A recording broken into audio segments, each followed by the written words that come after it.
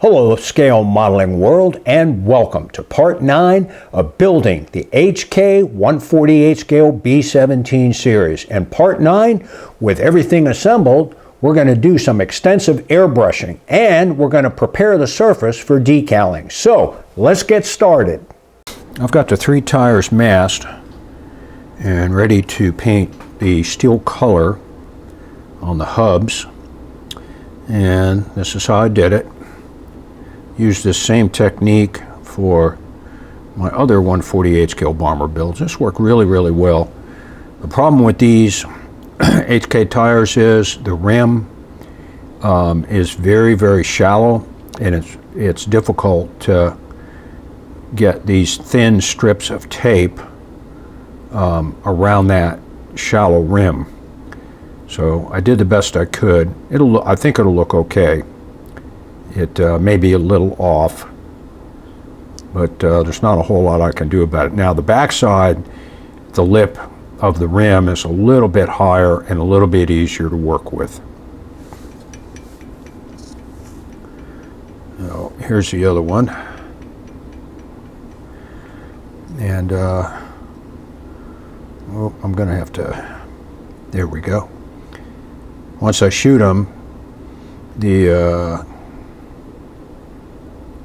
steel colored paint dries pretty quickly. It's a lacquer, so I'll be able to let them dry for an hour and then pull the masking tape off. Here's the tail wheel. That's a real challenge. This is a little off. The back side's got a slightly higher lip. The front side has almost no lip at all. So we'll see how it looks. I might be able to clean it up a little bit with a detail brush and some black paint. So these are ready, and we'll see how they look when I pull all the tape off. I got the tires completed, and they came out okay. I had to do a lot of touch-up work because I had some paint peeling on every one of these surfaces, just around where the rim is and the flat surface of the tire. And I think it's because I didn't wash these tires with some alcohol, the plastic, before I went ahead and put the primer and the finish coat on it, because it pulled up the primer too. So I got them touched up, and they look okay. I'm not real pleased with these tires, but they'll do. And here's the tail wheel tire. So this backside here didn't come out so good, but you're not going to see much of it because the frame on the landing gear on the back here is going to cover some of that. And then I noticed on this landing gear, some of the steel color pulled up here and here, so I got to touch that up. And I think it's because I forgot to clean these too. So word to the wise, you got to clean the plastic in these kits really good. Otherwise paint's going to pull up on you. So with that, landing gear is done. So I don't know if I'm going to do any kind of weathering or just go ahead and slap this beast together and get it done. I've spent an awful lot of time on this model. And I'd like to just get it done and move on to my next project. So we'll see. But tires are done. I've got the propellers masked off for the yellow tips. Unfortunately, on these HK kits, there's no petite raised line to set the distances on the tips. So the way I did it was I used a strip of tape across the top of each one to set the distance from the top of the tape to the tip of the propeller. And then once I got all 3 done, then I came back and put a piece of tape here, the back side, and then worked my way around. If you just try to put tape like this, there's no way to measure the distance, so you don't know if the tip of the blades are going to be fairly equal. I don't know why they didn't think to do that. Tamiya kits, Revell kits, old Monogram kits, they all the propellers have that very, very petite raised line so that you can set that distance correctly. So I've got all 4 done, and so now it's time to airbrush them black. Propellers are complete, and it came out pretty good. So if you follow my technique of how you tape it up to get that yellow tip, it'll look okay. So that's these 2, and then these 2. So they're flat black and flat yellow, and they look pretty good. So they are ready. I've got the Resin 2 Detail 3D printed resin engines completely painted, and they came out pretty good. They're not perfect, but not bad.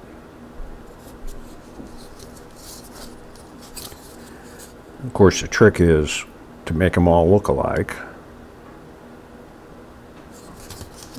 And once I give them a coat of clear flat, it'll tone down the colors, and then give them a dusting of dark gray pastel to weather them up a little bit, and they'll look pretty good, as they always do on the B-17, the B-24, and the C-47.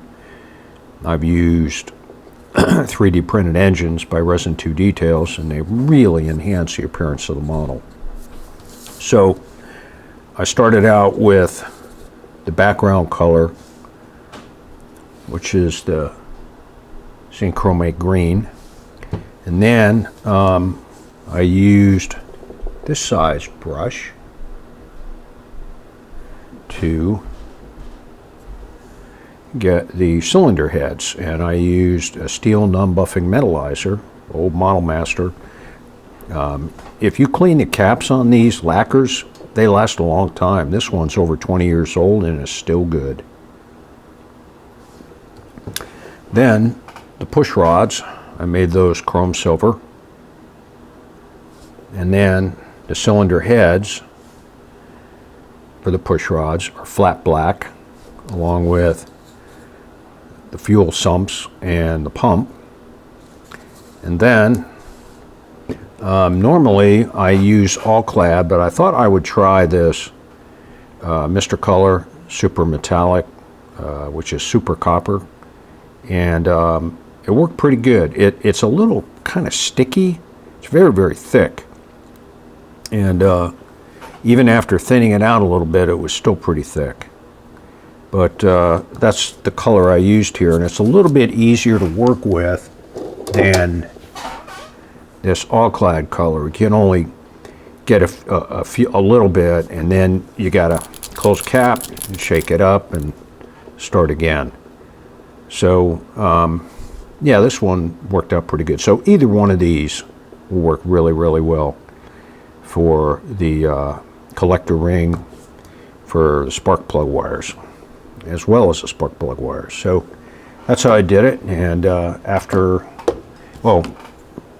that's the detail brush that I used for the fine work for the blackheads on the push rods, and for the jackets on the spark plug ring and the individual wires. So yeah, looks pretty good. So this is done. Took a few hours to do, but it's going to look really, really good. Enhance the appearance of the model. I've got the masking done for the interior color on the underside of the flaps. I just want to show you how I did this. Now the bottom side, which is flat, got the undercoat color for the bottom of the fuselage, and the same thing with the Bombay doors. It's nice and flat. So got something here I got to get off. And so when I airbrush it, the tape that I sealed it on will act as a good sealer, and then I can airbrush the interior colors, the green zinc chromate, and on the inside of the flaps too. So again, I just wanted to show you how I did this. Yes, I used a lot of masking tape, but it pays off in dividends.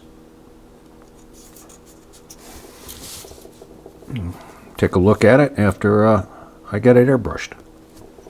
I've got the masking removed on one of the flaps in one of the Bombay doors, and you can see that by pressing down the masking tape really good, it seals it, and you get nice demarcation lines.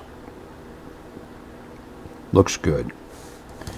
And the same thing on the flaps.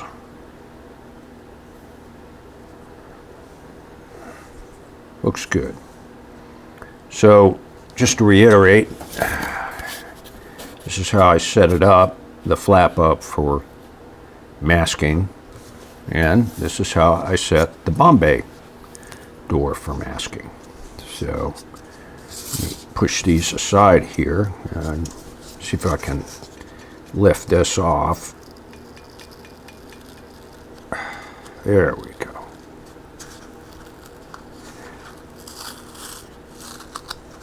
And you can see the imprint. And voila, nice.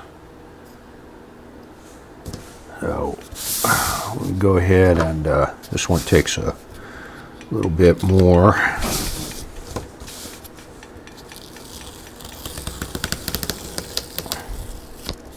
I really love this masking tape that I've used for years, and this is the Scotch 3M Painter's masking tape with the red interior label, and this is what I'm talking about. This interior label, it's really hard to get them. You can get them off of eBay now, but you need to ask the seller to make sure it's got the red label on the inside. And this stuff is really good. And when if you get a roll of this, you can actually feel the difference between this and the other brands of Scotch Painter's tape. You'll get this. And this last one. Now, go ahead and you can see how it's sealed, and we'll pull it off.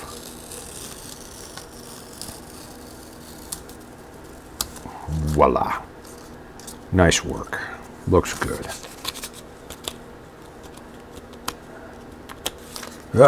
Gotta pull the paint off in that tiny spot there. I don't know how that happened, but I can go ahead and touch that up. So that concludes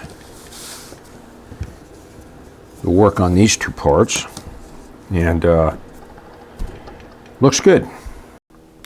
I've got the ball turret airbrushed, the top half anyway. Still have to do this side, but this is the second coat, and I had put these .040 pins in here to keep any airbrush dust from getting on the inside. But what I forgot to do was do this. So now I got to worry about airbrush dust that got into these two tiny holes here. So don't forget to seal this before you airbrush. Otherwise, you'll make the same mistake that I did. So I can go ahead and I'm going to have to slip this back in order to airbrush the backside. So the other thing, if I can get this in here, I'll do it later. The other thing is that when I airbrushed it, there were some really deep seams here, voids, And so I put several layers of white glue here. They look a lot better. It's still not perfect, but it does look better. And around these pieces too, these end caps, there was some voids.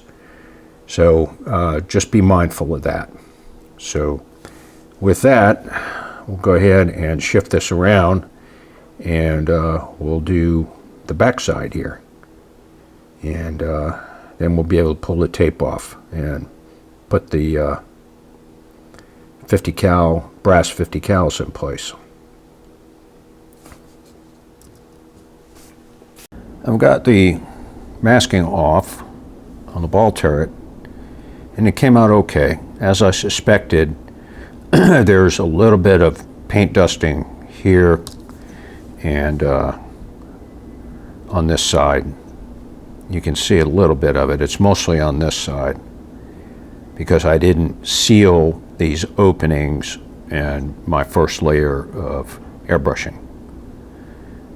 And I didn't clean the inside of the this main glass here, which I should have done, but it looks okay. Came out better than I thought it would, but I strongly recommend that you slip something in there like this in order to seal that opening. So all I have left now is just to put the brass 50 cals on here. I'll put a drop of white glue in each of the holes and then just slip the barrels in and make sure they're straight. And ball turret's done. When I go ahead and glue it, I've tested it and it does fit, but you gotta kind of, it's not an easy fit. So what I'll do is I'll put some white glue here and here, and because white glue sticks very, very well to flat paint. Doesn't stick worth a damn on gloss paint, and that's because the glue doesn't have anything to grab onto. But the Edward pre-cut masks did a really good job here. So yes, we are getting there.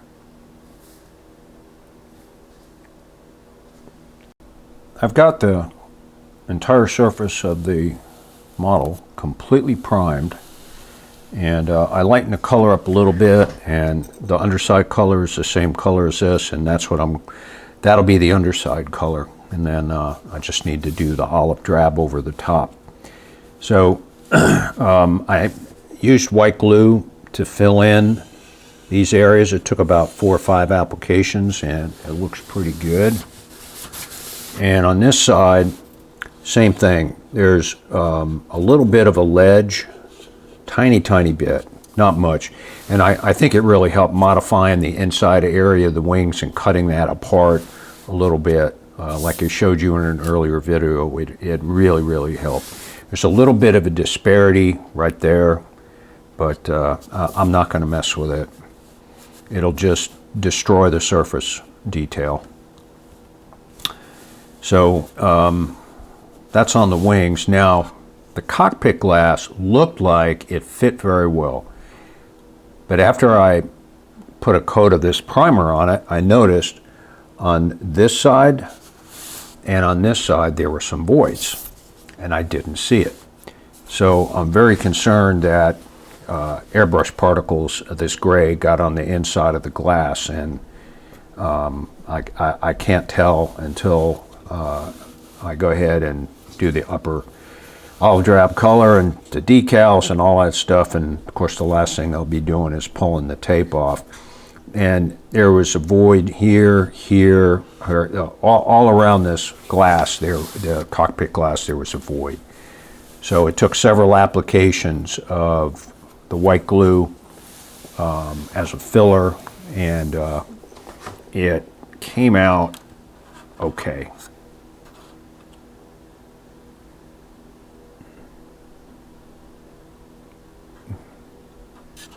And it really helps. That white glue, if you prime first and then put the white glue on, it helps. That side came out much better in terms of filling it with white glue. There's a little spot right there that you can see. I'll go ahead and fill that with some white glue before I put the olive drab color on it. So let me set it down, and then I'll turn the camera off and get it set up, and I'll show you the underside. Here's the underside, and there were gaps here and on this side, and they filled in real well with some Elmer's white glue, and I had to put some along here and along here. Up front here, there's a little bit of a disparity, but there's not a whole lot I can do, and what I'll do is I'll hide that with a little bit of sponging and some silver paint. So here's the other side, and I'll do the same thing here. I can put a little bit of sponging there with some silver paint, and that'll help hide that, break up the color so that it looks a little better. So, but unless you want to lose a lot of detail along here and along here, it's the best you can do. Now on the tail, let me go ahead and flip this around a little bit. I really love placing this on the styrofoam board because I don't have to touch it, and I can just rotate the board. There's one side, and you can see how the channel, it looks a lot better, that void. And here's the other side. Here's the void. Took several applications of white glue, but it came out pretty good.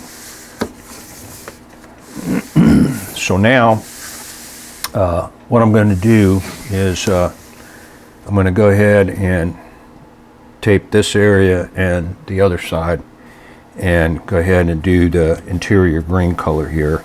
And then once that's done, 2 coats, when it's done, I'll pull the tape off, and then I'll do the underside of the slightly lighter gray color here for the control surfaces, which are supposed to be fabric covered.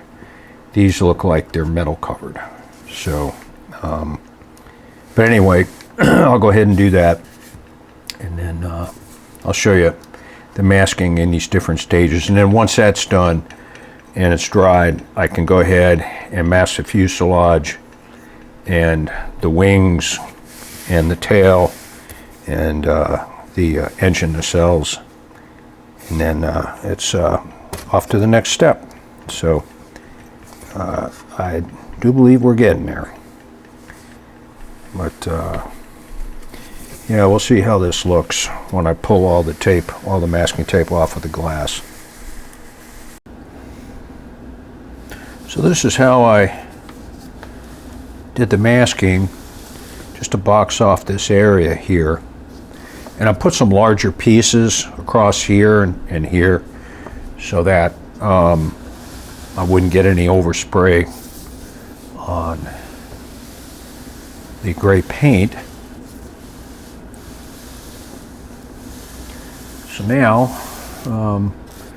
go ahead and pull this tape off and see how it looks. With all the tape off, the paint looks good. Nice sharp demarcation lines between the colors. So now I need to go ahead and mask off the lower part of the ailerons and the elevators in order to paint the lighter color to represent the fabric. So, but yeah, I like it. Looks good so far. I like it. I've got the bottom sides of the control surfaces airbrushed a lighter color of the flat gray, and this is how I masked it. I put a lot more masking tape on here, but I removed the bulk of it. I just wanted to show you how I have this set up.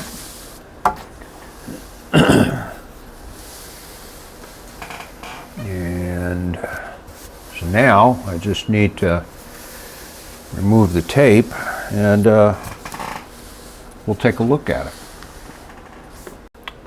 All right, got all the tape off, and got nice sharp demarcation lines on the difference in the control surface colors and the metal surface colors. Looks good. So I'm ready to go ahead and temporarily attach the engine nacelle cowlings and begin taping for the olive drab color.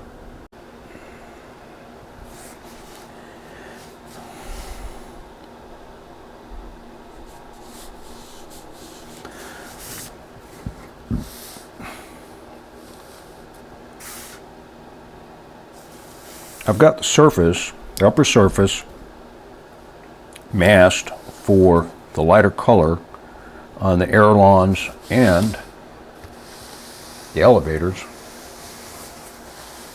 And the olive drab color went on pretty good. I didn't lighten it up any. So now what I have to do is I've got to put large sections of tape to prevent the overspray. Here's the other side. And this particular aircraft had a black stripe over here. So let me go ahead and lift it up and show you the underside. And as usual, as I demonstrated on my my other build, the Monogram B-17G, I use a lot of masking tape to ensure sharp demarcation lines and prevent overspray. So let me show you the underside here. This is all the tape I have on the underside. So once I get the control surfaces sprayed and that black section sprayed up front, I can go ahead and take all this tape off and check the demarcation lines. Now on the rudder, when I do the rudder, I'm going to make it not as light as the elevators and the ailerons because it doesn't get as much sunlight, direct sunlight. So I just want to be very, very careful how I handle this thing. Go ahead and put this machine gun cover back on here.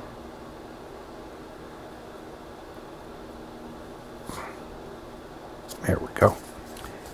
So now, as I said, all I have to do is I'll put some large strips here and spray this way, and on the tail I'll spray that way, and it'll dry pretty quick, and then I can start pulling the tape off. I still need to leave all the masking tape on the clear parts and the openings until I get a clear gloss on here, and then the decals, and then a clear flat, and then I can go ahead and pull it off. We'll see. So far, so good.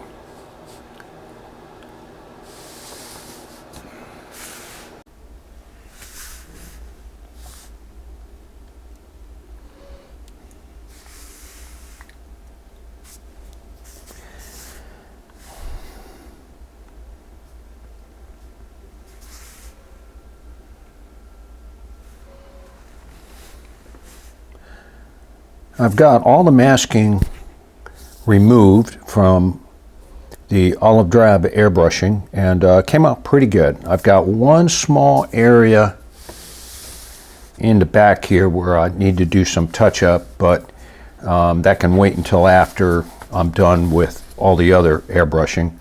I've got all the outlines for the deicer boot, the black deicer boot covers, completed. And now what I need to do is just go ahead and put larger sheets here to prevent overspray, like I do with all my airbrushing for detail work. And then after that's done, I just need to put a little bit of masking around the openings for the wing lights and airbrush those. Haven't decided whether I'm going to do the yellow zinc chromate or just a gray interior. But here's the tail. So let me go ahead and carefully lift this and show you. There's the tail, and here's the, let me turn it over and show you the demarcation lines. Right there is where I got to do a little bit of touch up. But everything came out really, really good. And I've taken the cowlings off and removed all the masking on the cowlings. They've been numbered, so I know what cowling goes with what engine to sell. And yeah, looks good. So we'll go ahead and we'll paint the black boot stripes. I'm going to do the underside first and then flip it over, and then I'll do the top side, and that will also allow me to do the tail. So I think we are ready. So far so good. Everything's looking pretty good. And I haven't broken off any of the 50 caliber machine guns, which is really surprising. I'm kind of clumsy when it comes to handling a model, which is why I don't do it very often once I get them complete. But I like the olive drab. This is a Tester's flat olive. For some reason, Tester's did not completely label their 1/4 ounce bottles flat olive drab, but that's what it is. Flat olive on these Tester's bottles here, on these 1/4 ounce bottles, are actually olive drab. So there you have it. And once I get the wing lights, the interiors airbrushed, I'll be ready to give it a coat of clear gloss, and I use a polyurethane clear gloss. And then we can put the decals on it, and then a flat primer, and then pull the rest of the masking off of this for the boot stripes and stuff. And I haven't decided what kind of weathering I'm going to do. I'm just going to keep it very, very minimal. Probably a little bit on the cowlings, a little bit here and here, maybe a little bit here, and then on the underside for exhaust, and that's about it. So far so good. Got all the masking tape off for the deicer boots, and it came out really good. So here's one wing. Got to be careful how I do this. The other. And I'm going to show you the tail here. And the underside.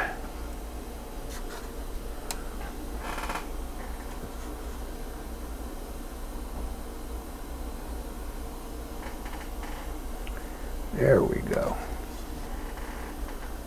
So this is what good masking technique, the results are just really good. If you take your time, use a lot of tape to prevent any overspray, they really will come out good. So now all I have left is to do the mask around the landing lights, and I'm going to airbrush those the same color, the yellow zinc chromate, that I did for the landing gear. So let me go ahead and get that mask, and I'll show you that, and then we'll go ahead and airbrush them. And then that'll be it. All I got to do is then give it a clear gloss coat and apply the decals, and then give it a coat of clear flat.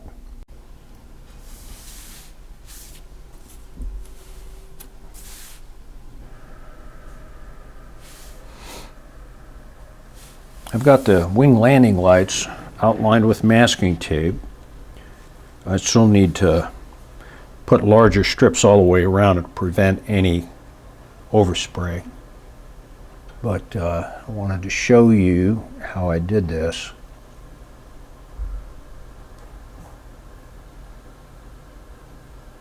There we go. Let me get the underside.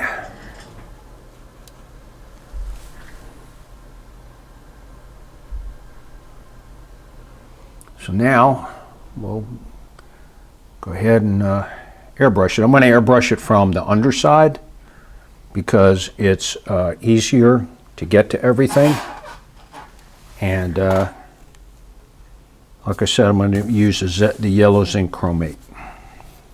Got the areas where the decals are going to be applied, gloss coated with several coats of Minwax clear gloss.